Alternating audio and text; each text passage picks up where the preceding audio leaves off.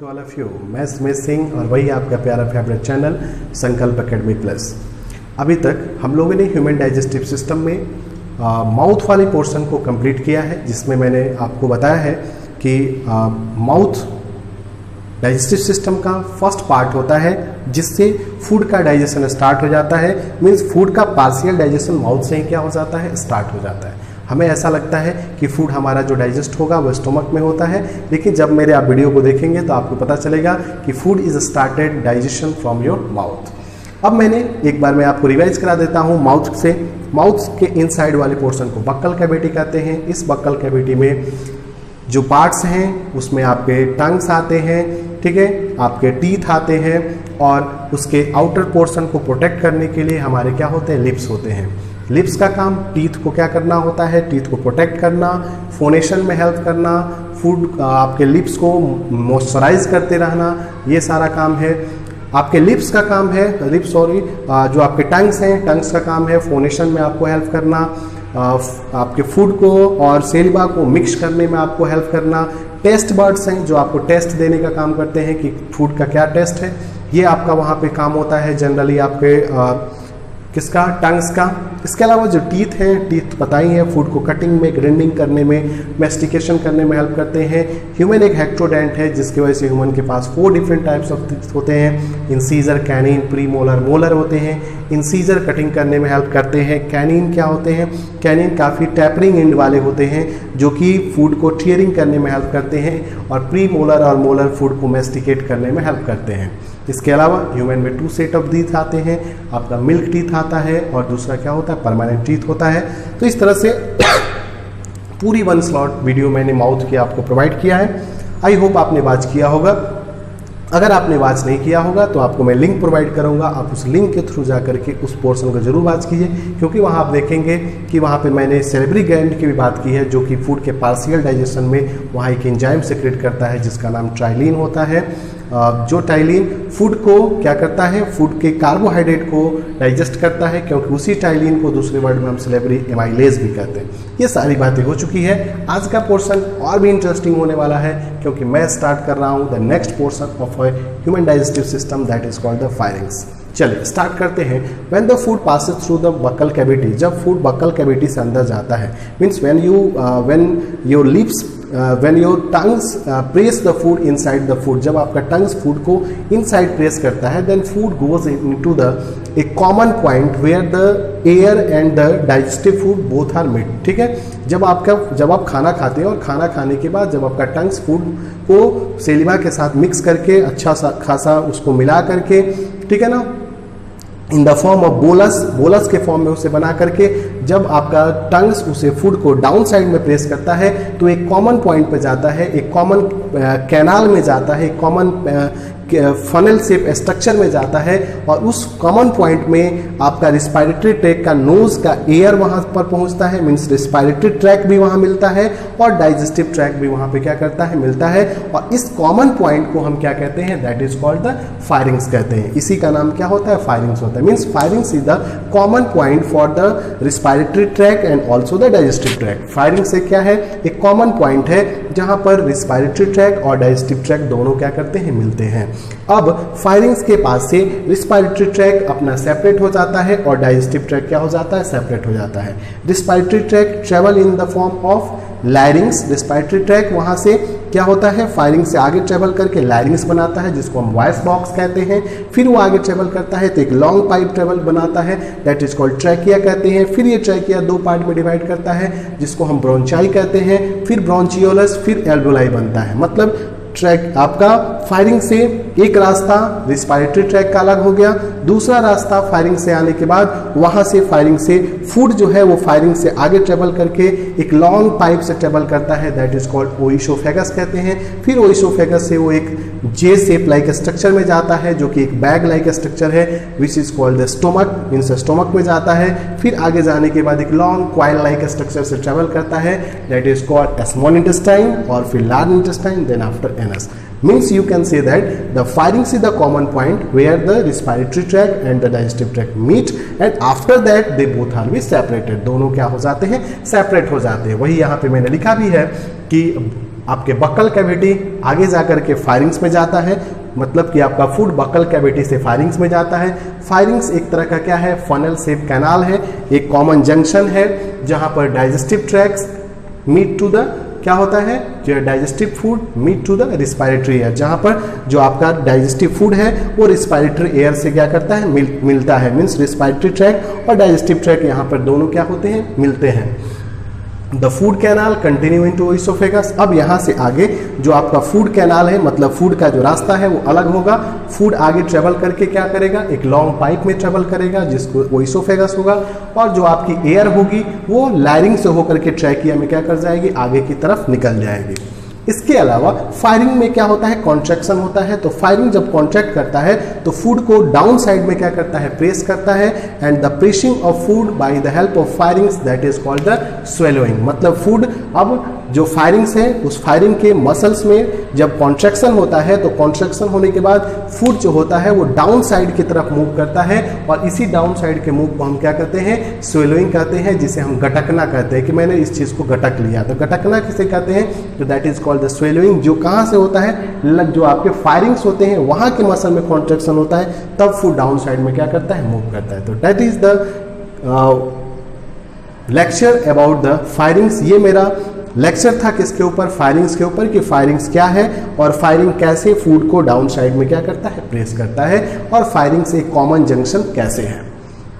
Next, अब food firing से जाने के बाद आगे एक लॉन्ग पाइप में ट्रेवल करता है जिसकी लंबाई कितनी होती है, तो there length is about 25 centimetre. Means after the food passes through the firings, they passes through a long muscular pipe, and that long muscular pipe is called the oesophagus. Food firing से जाने के बाद, जैसे यहाँ पर ये firings हुआ, firing से फूड आने के बाद, ठीक है, ये फायरिंग से जब फूड आगे आएगा तो फूड ये फायरिंग से आने के बाद एक लॉन्ग पाइप से, ये जो आपका लॉन्ग पाइप है जिसे हम क्या कहते हैं, that is called the oesophagus, इस लॉन्ग पाइप से फूड क्या करेगा, ट्रेवल करेगा, और इस लॉन्ग पाइप को हम क्या कहते हैं, that is called the oesophagus. क्या इस लॉन्ग पाइप में कोई बोन है, नहीं, इस लॉन्ग पाइप में, ये जो लॉन्ग पाइप है, इस लॉन्ग पाइप में किसी तरह का कोई बोन नहीं है, that is a muscular pipe. ये पूरा क्या है, मस्कुलर पाइप है। And there length in case of human being is about 25 centimetre, जिसकी लंबाई अप्रॉक्स कितनी होती है, तो about 25 centimetre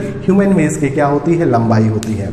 now in case of A oesophagus, In case of oesophagus, there is no any type of digestive enzyme.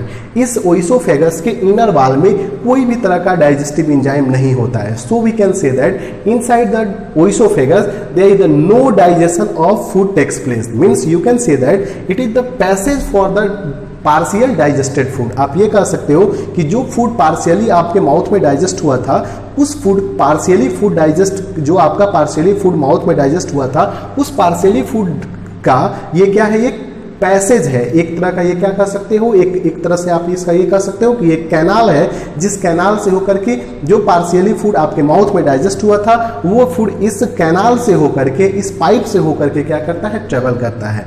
Means you can say that the oesophagus does not contain any type of enzyme, so there is no digestion takes place of food inside the oesophagus. इसलिए oesophagus में food का कोई digestion नहीं होता है। Means your bolus food, पता है ना, फूड जब सेलिवा में मिक्स होता है तो उसे क्या कहते हैं, that is called bolus. Means your bolus is not be digested in oesophagus.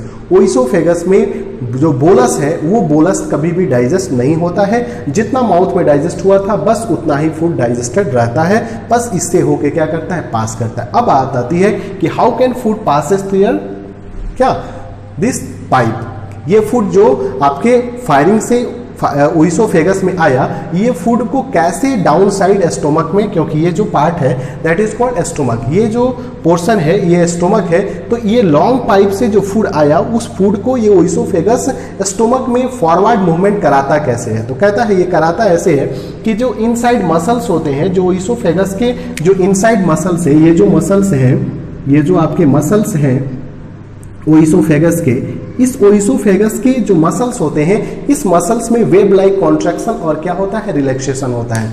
जैसे ही फूड इसके अंदर आता है, यहाँ से जब फूड इसके अंदर इंटर करेगा तो इंटर करने के बाद इसके इनर साइड वाले मसल्स में कॉन्ट्रैक्शन और रिलैक्सेशन क्या हो जाता है, स्टार्ट हो जाता है। This contraction and relaxation inside the inner muscle of oesophagus that is called the peristalsis. ये जो ओइसोफेगस के इनर मसल्स में कॉन्ट्रैक्शन और रिलैक्सेशन जो होता है, मीन्स रिदमिक कॉन्ट्रैक्शन रिलैक्सेशन, एक बार सिकुड़ना फिर फैलना, सिकुड़ना फैलना, ये जो प्रोसेस की होती है इसी का नाम क्या होता है, दैट इज कॉल्ड पेरिस्टाल्सिस, या आप इसे पेरिस्टाल्टिक मूवमेंट कहते हैं। और इसी पेरिस्टाल्टिक मूवमेंट के थ्रू जब ये कॉन्ट्रैक्ट करता है तो फूड डाउन साइड में क्या कर जाता है, प्रेस कर जाता है। फिर ये रिलैक्स करता है तो फूड नीचे की तरफ क्या करता है, मूवमेंट करता है, फॉरवर्ड मूवमेंट करता है। तो means you can say that how can oesophagus travel their food, how can oesophagus transport the food by the help of peristaltic movement. Peristaltic movement wave like movement है और उसी wave like movement के through, जैसे wave में contraction relaxation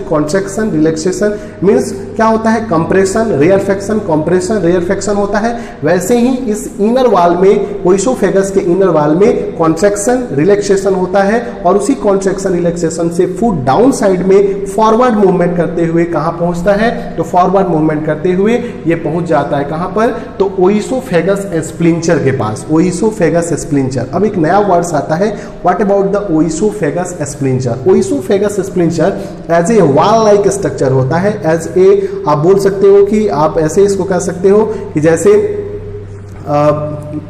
आप कभी bike में तेल भरवाते होगे, बाइक में पेट्रोल डलवाते होगे, तो वहाँ पे जब आप चाबी लगाते हो ना, तो चाबी लगाने के पहले जैसे ही चाबी से आप दबाते हो तो वहाँ पर एक छोटा सा एक पोर्शन होता है जो दबने के बाद से साइड हो जाता है, ऐसे हट जाता है, ठीक है ना। तो वो जो पोर्शन होता है उसी को हम क्या कहते हैं, स्प्लिंचर। स्प्लिंचर मतलब दबाया जाए तो अपना रास्ता क्या हो जाए, छोड़ दे। तो जैसे ही फूड कॉन्ट्रैक्शन और रिलैक्सेशन करके अंदर की तरफ आता है, मीन्स जैसे ही पेरिस्टाल्सिस के थ्रू ये स्टोमक में पहुंचने वाला होता है, उस स्टोमक के पहले एक क्या होता है, एक वाल लगा होता है, that's wall is called the oesophagus sphincter, जिसे हम क्या कहते हैं, ओइसोफेगस स्प्लिंचर कहते हैं। एंड दैट्स ओइसोफेगस स्प्लिंचर के ऊपर जैसे ही फूड का प्रेशर पड़ता है तो ये ओइसोफेगस स्प्लिंचर क्या हो जाता है, तो ये oesophagus sphincter that will be open, ये क्या हो जाता है, खुल जाता है। और ओइसोफेगस स्प्लिंचर ओपन होने के बाद the food will be travel from forward, food पर से फॉरवर्ड मूवमेंट करते हुए they comes into the J shape structure,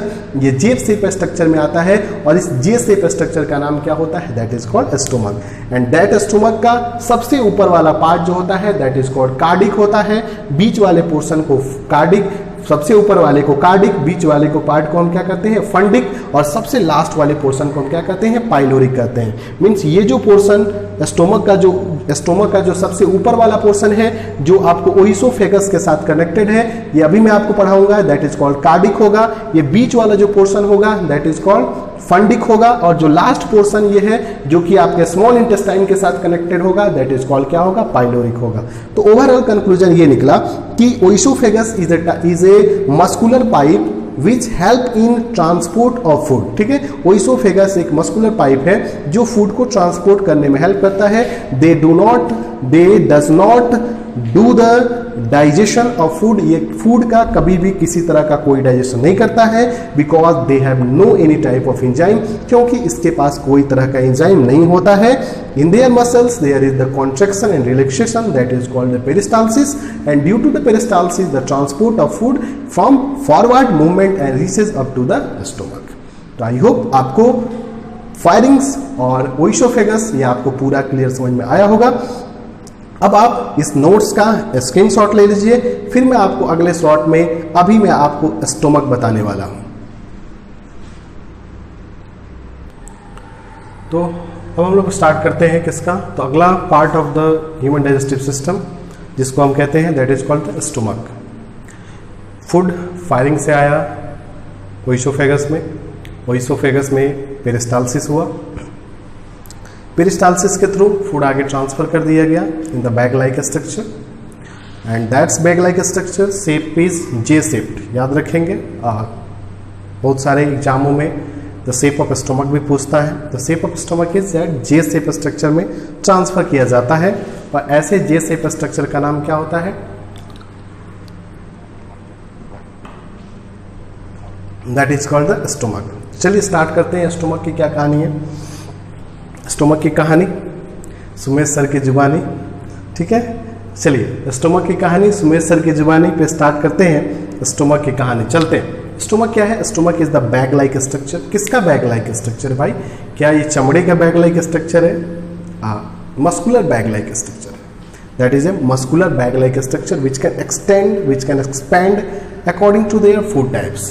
ये क्या है? एक मस्कुलर बैग लाइक स्ट्रक्चर है जो फूड्स के टाइप के अकॉर्डिंग क्या कर सकता है? एक्सपेंड कर सकता है, बट एक लिमिटेशन में यार। इतना नहीं है कि जितना खाते जाओ एक्सपेंड करते जाएगा, ऐसा नहीं है। एक लिमिट में खाओ ना, एक लिमिट में खाओ, ठीक है। मैं तो बिना खाए पता नहीं क्यों बॉडी जो है वो फैटी होते जा रही है। तो तुम लोग भी लिमिट में खाओ। एज ए स्टूडेंट लाइफ तो लिमिट में खाना ही चाहिए। जितना कम खाओगे उतना कम से कम नींद आएगा, ठीक है ना।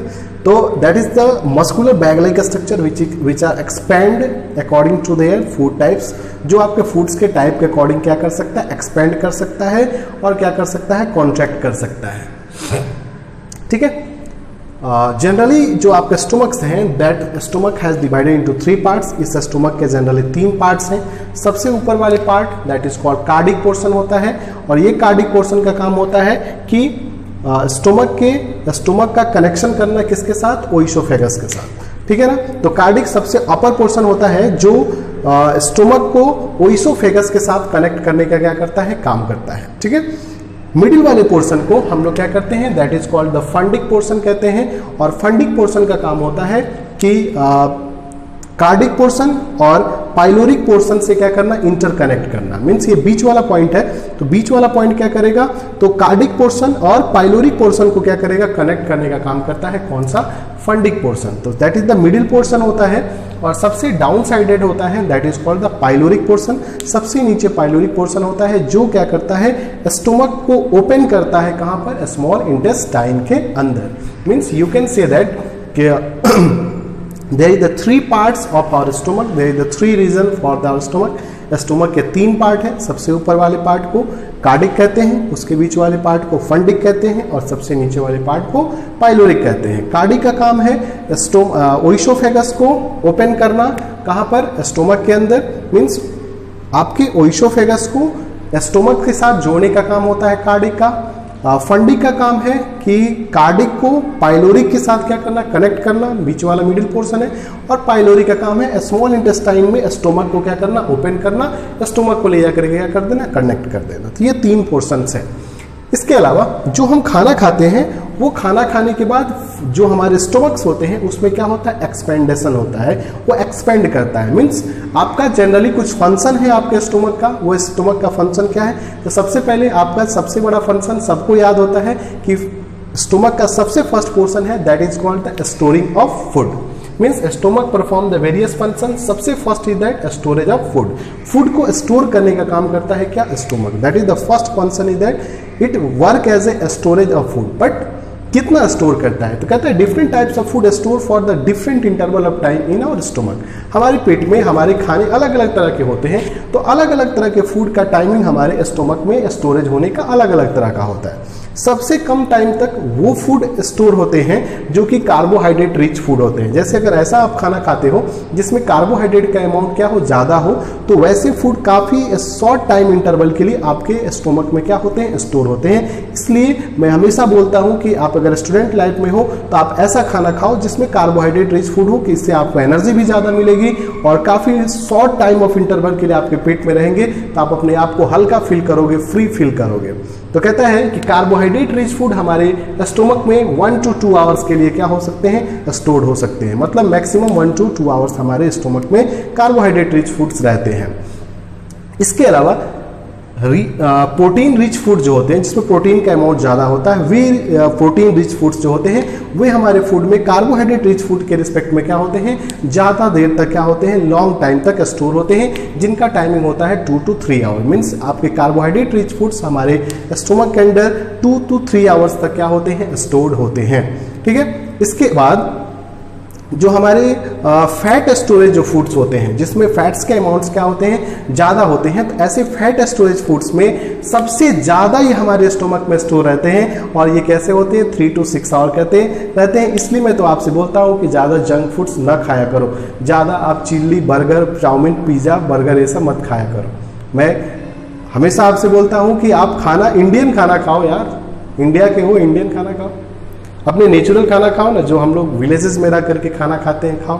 बॉडी भी हेल्दी होगी, फिटनेस भी अच्छा होगा, कोई ज़्यादा प्रॉब्लम भी नहीं होने। ऐसा नहीं कि नहीं खाओ, कभी कभी खा सकते हो, चीज़ बर्गर वगैरह कभी कभी यूज़ कर सकते हो। अपने पर्सनल डेली लाइफ में कभी भी आप जंक फूड को मत लाया करो, ठीक है ना। ऐसा नहीं कि वीक में एक दिन रोटी खा रहे हैं, 5 डेज बर्गर से ही काम चल जा रहा है, चाउमीन से ही काम चल जा रहा है, वैसे ही टेढ़े हो जाओगे जैसे टेढ़ा होता है। ठीक है ना। ये चलो, तो first function for the stomach is that storage of food, different types of food store in our stomach for the different types. For the small interval of time, the first food which is the store for the shortest interval of time, that is called the carbohydrate. सबसे कम time के लिए carbohydrate हमारे food stomach में store होता है। Then after the protein rich food which is store for 2 to 3 hours. फिर हमारा प्रोटीन जो फूड्स है वो काफ़ी कम टाइम के लिए स्टोर होता है, जो 2 to 3 आवर्स के लिए हमारे स्टोमक में क्या होता है, स्टोर होता है। And the last food that is called the very long interval of time that is store in our stomach, that is called the 3 to 6 hour, that is called the fat storage food. इसलिए ऐसे food का कम use करो, इस food का ज़्यादा use करो। The next function of the our stomach is that the mechanical curling. Mechanical curling, ये mechanical curling क्या होता है, स्टोमक के जो इनर मसल्स होते हैं ना, उस स्टोमक के इनर मसल्स में मैकेनिकल कर्लिंग में आपको समझाने की कोशिश कर रहा हूँ कि what about the mechanical curling. तो स्टोमक के जो इनर मसल्स होते हैं, वे स्टोमक के इनर मसल्स में क्या होता है, उसमें कंट्रैक्शन होता है, उसमें कह सकते हो कि उसके जो मसल्स होते हैं वो मसल्स क्या करते हैं, वो मसल्स कर्ल करते हैं, वो मूव करते हैं, ठीक है ना।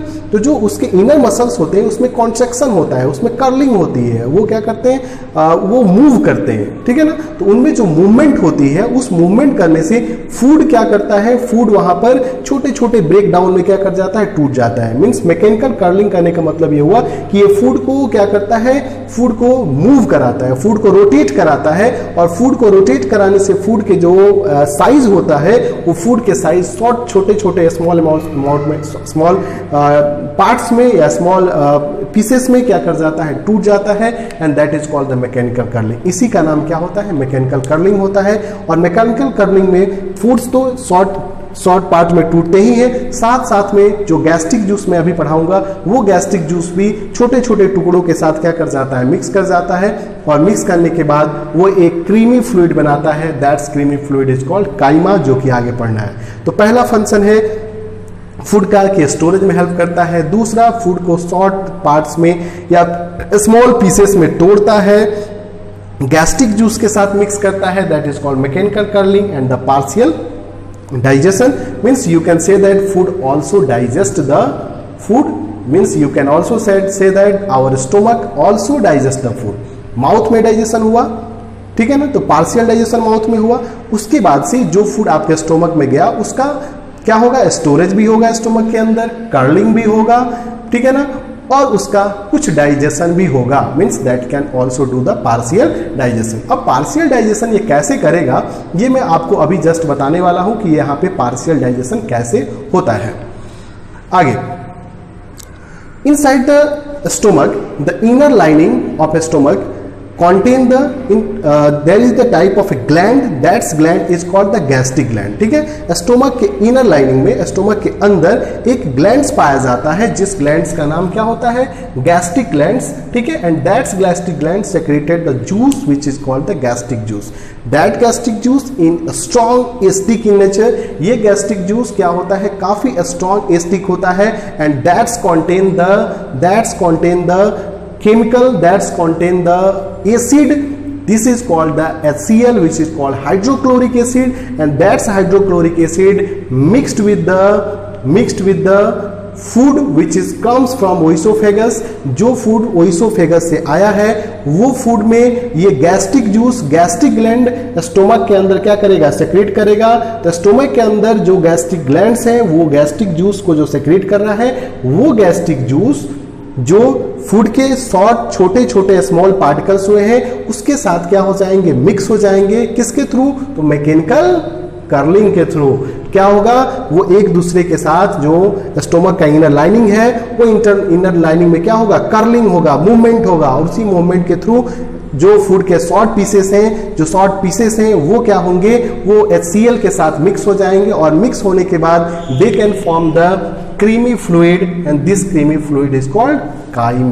This is called the chyme. इसे हम क्या कहते हैं, काइम कहते हैं, या इसे काइमा कहते हैं। That is called the chyme, that is called the chyme, and that's chyme is acidic in nature. Means अब आपका फूड स्टोमक में आने पे क्या हो जाता है, HCl के एक्शन से, गैस्ट्रिक जूस के एक्शन से ये क्या हो जाता है, एसिडिक में कन्वर्ट हो जाता है। कहता है क्यों एसिडिक में, जरूरत क्या है एसिडिक में कन्वर्ट करने के लिए, आगे पता चलेगा। थोड़ा सा कंसंट्रेट रहिए। अभी तक आपने देखा कि स्टोमक का काम क्या है, स्टोमक के कितने पार्ट्स होते हैं, स्टोमक में काइमा कैसे फॉर्म होता है, ये सारी बातों पे मैंने आपको प्रॉपर डिस्कस किया। Now the gastric juice contain, इस गैस्ट्रिक जूस में HCl तो एक होता ही है, इसके अलावा इस गैस्ट्रिक जूस में कुछ एंजाइम्स में होते हैं, और इसके अलावा इसमें म्यूकस भी क्या होता है, अवेलेबल होता है।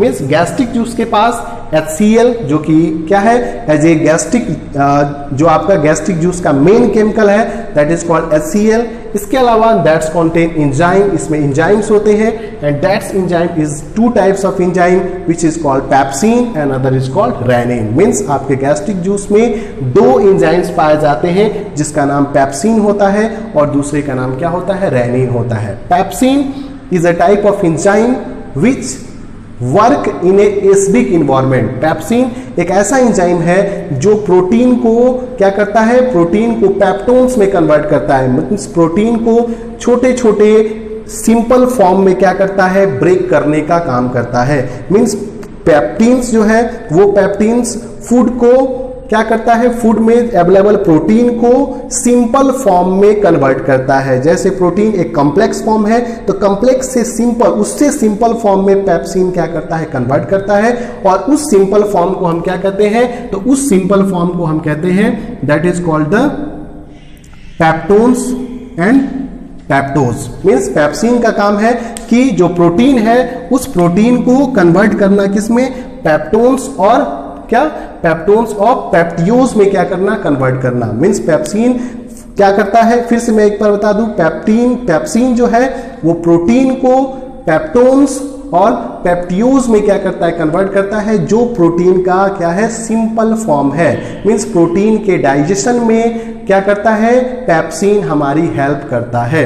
अब ये पेप्सिन कभी भी अल्कालाइन मीडियम में काम नहीं करेगा, क्योंकि आपको पता है कि जो फूड आपके ओइसोफेगस से आता है वो फूड क्या होता है, अल्कालाइन होता है। कहता है क्यों, क्योंकि जो फूड आपके ओइसोफेगस से फूड आता है वो बक्कल कैविटी से होकर के गया होता है, और बक्कल कैविटी में सेलिबा होता है, और सेलिबा का नेचर क्या होता है, अल्कालाइन होता है। इसलिए जो फूड आपके बक्कल कैविटी से होकर के ओइसोफेगस से स्टोमक में जाता है वो अल्कालाइन होता है, और अल्कालाइन मीडियम में कभी भी पेप्सिन काम नहीं करता है। क्योंकि आप यहां देख सकते हो कि प्रोटीन पर पेप्सिन काम कर रहा है कितना पीएच पर, 2 to 3.5 pH, highly acidic medium में क्या करता है, काम करता है। अगर फूड अल्कालाइन होता तो फिर ये पेप्सिन इस पर काम नहीं करता, और तब प्रोटीन का डाइजेशन नहीं होता। मीन्स प्रोटीन का पार्शियल डाइजेशन यहां पर संभव नहीं होता। इसलिए पेप्सिन कभी भी एसिडिक एनवायरनमेंट में काम होता है। इसीलिए तो यहां पर काइमा का फॉर्मेशन कर लिया जाता है, किसमें, तो फूड में HCl को मिक्स करके काइमा बना लिया जाता है, ताकि फूड एसिडिक हो जाए, ताकि उस पर क्या करे, पेप्सिन काम कर सके। ठीक है, अब देखो एक्चुअली जो पेप्सिन हमारे गैस्ट्रिक जूस में होता है, वो पेप्सिन जो होता है वो क्या होता है, पेप्सिनोजेन के फॉर्म में क्या होता है, पाया जाता है। एक्चुअली जो हमारा पेप्सिन HCl में पाया जाता है, ये पेप्सिन जो होता है वो पेप्सिनोजेन के फॉर्म में हमारे क्या होता है, गैस्ट्रिक जूस में क्या होता है, अवेलेबल होता है। लेकिन जब उस पेप्सिनोजेन पर HCl काम करता है तो ये पेप्सिनोजेन पेप्सिन में कन्वर्ट हो जाता है। मीन्स आप ये भी कह सकते हो कि HCl पेप्सिनोजेन को पेप्सिन में भी कन्वर्ट करने का क्या करता है, काम करता है। मतलब कि आपका HCl आपको पेप्सिन को एक्टिव करने का काम करता है। तो इतना सारा HCl काम कर रहा है। पहला HCl फूड को एसिडिक बनाने में काम कर रहा है ताकि पेप्सिन उसके ऊपर काम कर सके। दूसरा HCl जो आपका पेप्सिन इनएक्टिव स्टेट पेप्सिनोजेन में है उसको पेप्सिन में कन्वर्ट करने का काम कर रहा है, तभी तो पेप्सिन रहेगा, तब तो वो क्या करेगा प्रोटीन को पेप्टोज और पेप्टोन्स में क्या करेगा कन्वर्ट करेगा, वहां पर काम कर रहा है। ठीक है, तो इस तरह से HCl जो है इतने सारे कामों में हमारी क्या करता है मदद करता है। इसके अलावा HCl जो हमारे फूड के जो हमारे स्टोमक के अंदर, ठीक है ना, जो गैस्ट्रिक जूस के अंदर एक रेनिन एंजाइम होता है वो भी अवेलेबल होता है। दो एंजाइम है, पेप्सिन की मैंने पूरी कहानी आपको बता दी कि पेप्सिन क्या करता है प्रोटीन का पार्शियल डाइजेशन करता है पेप्टोज में और पेप्टोन्स में। दूसरा एंजाइम जो हमारे गैस्ट्रिक जूस में होता है उसका नाम क्या होता है, तो दैट्स नेम इज रेनिन, उसका नाम क्या है रेनिन है। रेनिन का काम ये होता है कि रेनिन जो मिल्क में पाया जाता है कैसीन, मिल्क में जो कैसीन प्रोटीन पाया जाता है उस कैसीन प्रोटीन को क्या करता है पैरा कैसीन में कन्वर्ट करने का क्या करता है काम करता है। मतलब कि आप जितना मिल्क वाले फूड खाते हो, जैसे बच्चे जो दूध पीते हैं तो जो बच्चे का स्टोमक होता है ना उस बच्चे के स्टोमक के गैस्ट्रिक जूस में रेनिन नामक एंजाइम सबसे ज्यादा क्या होता है अवेलेबल होता है। जैसे जैसे हमारी एज बढ़ते जाती है वैसे ये रेनिन एंजाइम का अमाउंट क्या होते जाता है कम होते जाता है, और इसलिए बूढ़े लोगों को दूध वाली चीजें जल्दी नहीं पचती है, लेकिन छोटे बच्चे दूध को क्या करते हैं जल्दी पचाते हैं, क्योंकि उनके गैस्ट्रिक जूस में रेनिन की एंजाइम के अमाउंट क्या होती है ज्यादा होती है, और यही रेनिन मिल्क में पाए जाने वाले कैसीन को कन्वर्ट करता है किसमें पैरा कैसीन में। मींस आपके जो मिल्क में प्रोटीन है कैसीन, उस कैसीन के डाइजेशन करने का काम कौन करता है रेनिन करता है। और इस ये रेनिन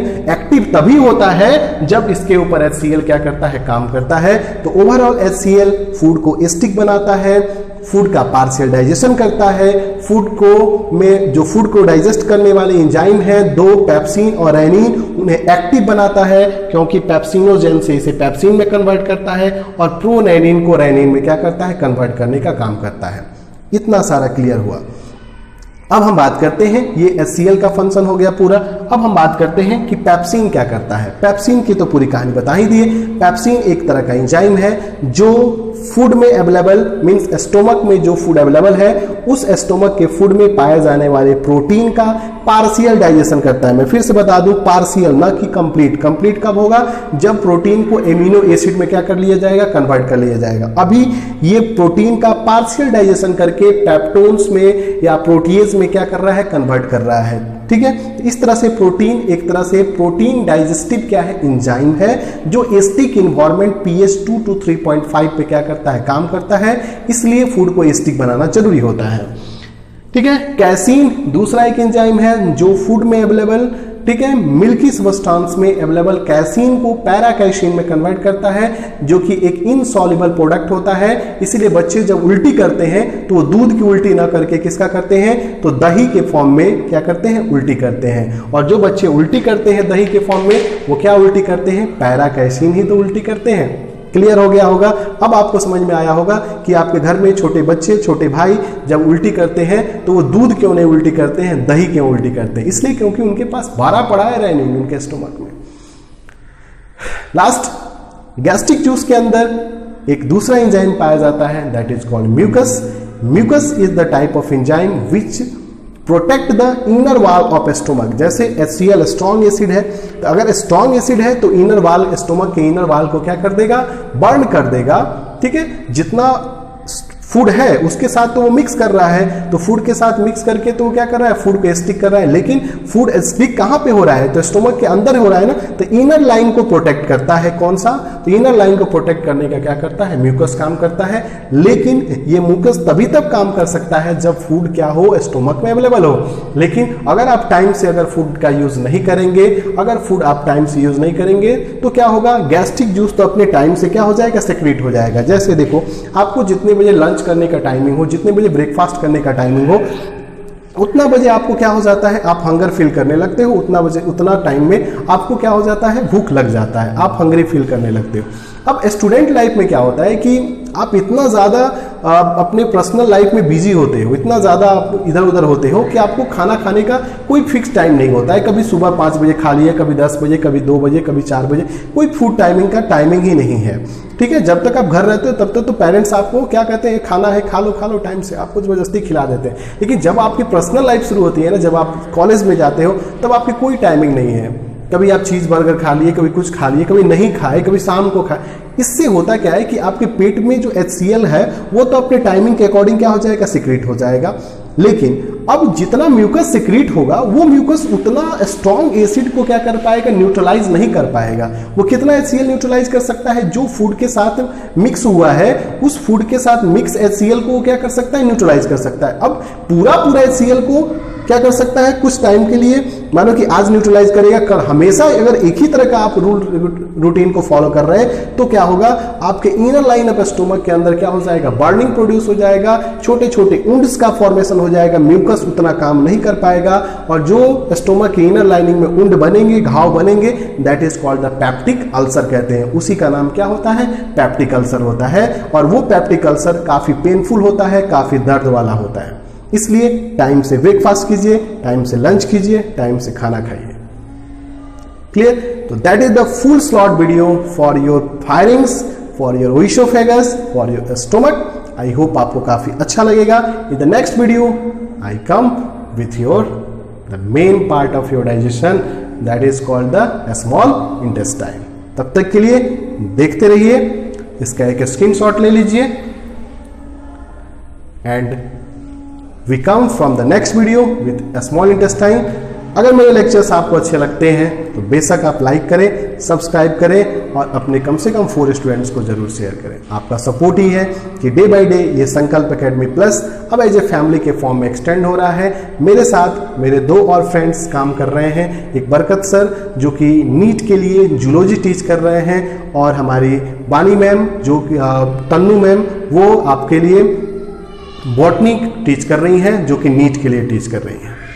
तो ये सारा आपका सपोर्ट है, ठीक है, जिसके वजह से अबाउट 4 मंथ में आपने मुझे काफ़ी ज़्यादा सपोर्ट किया और हम लोग डे बाय डे काफ़ी एक्सटेंड होते गए। इसके लिए आप सभी स्टूडेंट्सों का, आप सभी सब्सक्राइबरों का लॉट्स ऑफ थैंक्स। जय हिंद।